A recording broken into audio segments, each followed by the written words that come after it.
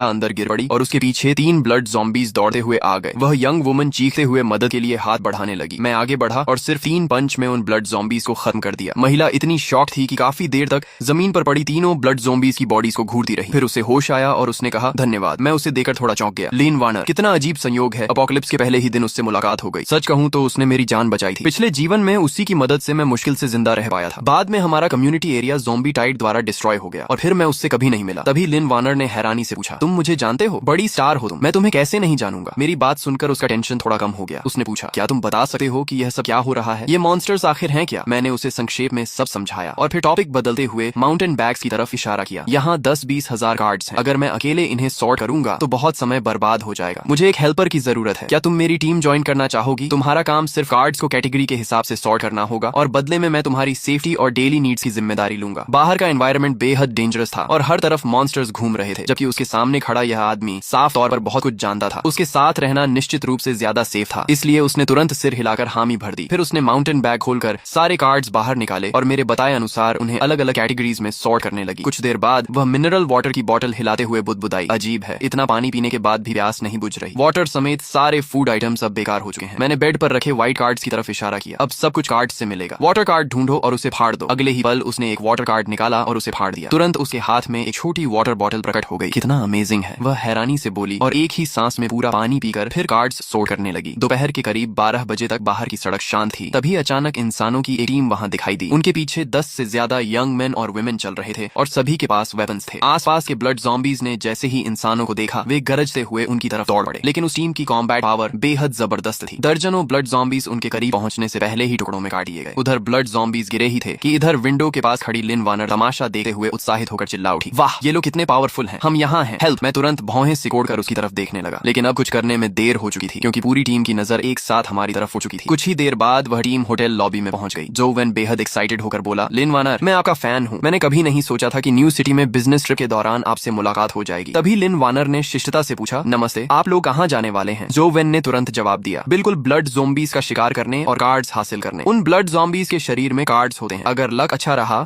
और कोई blue skill card मिल गया तो सर्वाइवल चांस काफी बढ़ जाएगा। मिस लिन, क्या आप हमारे साथ चलना चाहेंगी? हम बहुत स्ट्रांग हैं, जरूरत नहीं है, हम खुद अपनी सुरक्षा कर सकते हैं। चलो वापस चलते हैं। मैंने डॉक्टर को इशारा किया और मुड़कर जाने लगा। तभी जो वेन की नजर मुझ पर पड़ी। वह बोला, भाई जरा रुकिए, पता नहीं कल रात आपको कुछ कार्ड्स मिले या नहीं? कार्ड्स तो मिले हैं, कुछ ही हैं। मैंने कपड़ों के अंदर से दर्जन भर सिल्वर कार्ड्स निकाल लिए। यह देखकर सबकी आंखें लगभग बाहर निकल आईं। इतनी सारी सिल्वर कार्ड्स। जो वेन ने लालच भरी नजरों से उन्हें देखा और गला सूखते हुए बोला, लगता है बड़ी मोटी मछली हाथ लगी है। फिर उसका चेहरा बदल गया और उसकी आंखों में लालच भर गया। तुम अकेले इतने कार्ड्स का क्या करोगे? इन्हें हमें दे दो, हम तुम्हारी तरफ से संभाल कर रखेंगे।